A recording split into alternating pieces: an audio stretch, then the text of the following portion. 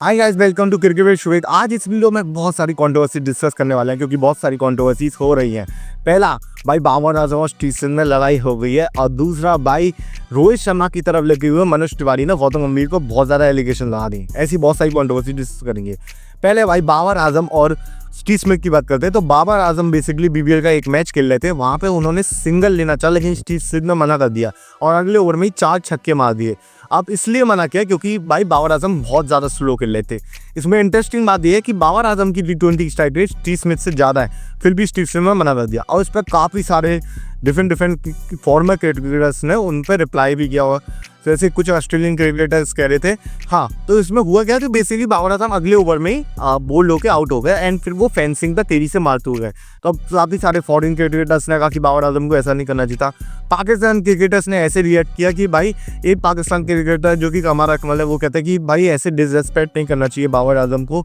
Basically वो चाहते तो बाबर आजम को रेस्ट दे सकते हैं, अगर अच्छा नहीं खेल रहे हैं या फिर ड्रॉप कर सकते हैं, लेकिन ऐसे डिसरेस्पेक्ट नहीं करना चाहिए। बाकी एक और पाकिस्तान फॉर्मर क्रिकेटर ने ये कहा कि भाई स्टीव स्मिथ ने जो किया वो सही था, बाबर आजम उस दिन बहुत ज़्यादा स्लो खेल लेते और नेक्स्ट ओवर में स्टीव स्मिथ ने 4 छक्के लगा के ये चीज़ प्रूव भी कर ली थी। उस दिन स्टीव स्मिथ ज़्यादा अच्छी फॉर्म में थे। हालांकि वो कह रहे थे कि बाबर आजम को अपना पैटर्न चेंज करना पड़ेगा क्योंकि अब मॉडर्न T20 क्रिकेट बहुत ज़्यादा इवॉल्व हो गया है। प्लस उन्होंने ये भी कहा कि भाई क्या कहते हैं, लेकिन अगर यहीं पे सामने विराट कोहली होते तो स्टीव स्मिथ का बाप भी ये रन लेता। लेकिन भाई ऑब्वियसली बात है, ये सही हुआ या गलत हुआ बाबर आजम के साथ ये नहीं पता, लेकिन पाकिस्तान क्रिकेटर जब से बीबीएल में गए उनकी लगातार बेइज्जती हो रही है। मोहम्मद रिजवान को रिटायर आउट करा गया, अगले मैच में वो 3 रन पे आउट हो जाते हैं बिना किसी ईगो को लेते हुए। तो भाई बड़ी बेइज्जती हो रही है, पता नहीं पाकिस्तान क्रिकेटर क्यों बीबीएल में चले गए। अब दूसरी बात भाई कि कल इंडिया वर्सेस बांग्लादेश का अंडर-19 मैच था, वहाँ पे इंडिया ने बांग्लादेश को हरा दिया है। इंडिया के अर्ली विकेट्स गिर गए थे, लेकिन फिर बांग्लादेश डीएलएस की वजह से स्कोर कम गया और बांग्लादेश को 30 बॉल में आई थिंक कुछ 41 रन चाहिए थे, लेकिन इंडिया ने वहाँ से उनके 7 विकेट गिरा दिए और बांग्लादेश को हरा दिया। प्लस इंडिया ने हैंड शेक भी नहीं किया है, तो ये इंडिया वर्सेस बांग्लादेश कॉन्ट्रोवर्सी बनी हुई है।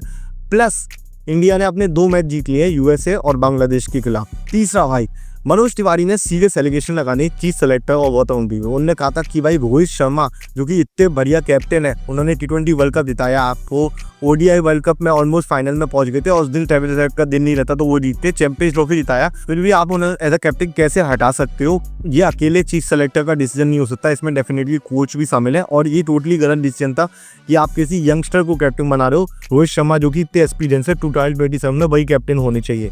और बात भी सही है इस चीज़ में, मैं एग्री करता हूँ कि यंगस्टर की जगह किसी और को बना जा सकता था। अब शुभमन गिल भले ही इस चीज़ में हो सकता है बहुत अच्छा परफॉर्म कर जाए, लेकिन भाई ये तो हो रहा है और सीरियस एलिगेशन लगा दी कि यार ये गलत हुआ, जो भी हुआ ये रोहित शर्मा की डिसरेस्पेक्ट थी। अब यूपी वॉरियर्स ने अपने लगातार 2 मैच जीत लिए, वो भी मुंबई इंडियंस के खिलाफ। यूपी वॉरियर्स मुंबई इंडियंस के पीछे ही पड़ गई है।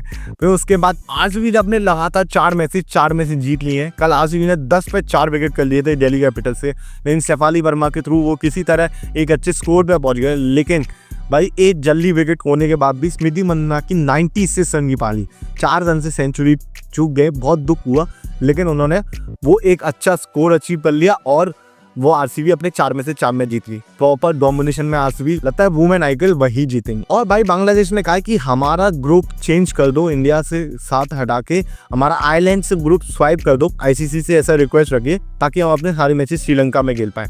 और इस पर आईसीसी क्या रेस्पॉन्ड करती है मुझे नहीं पता, लेकिन ये चीज़ चल रही है। फिर कर्नाटक गवर्नमेंट ने चेन्नई स्वामी में कह दिया है कि आप आईपीएल और इंटरनेशनल मैचेस होस्ट कर सकते हो, तो ये आरसीबी के लिए एक अच्छी न्यूज़ है। बाकी आप कमेंट डाउन करके बताना आपने और क्या क्या कंट्रोवर्सी सुनी है। ऐसी अच्छी अपडेट्स के लिए मेरे चैनल को सब्सक्राइब कर लेना एंड इस वीडियो को लाइक कर दिया।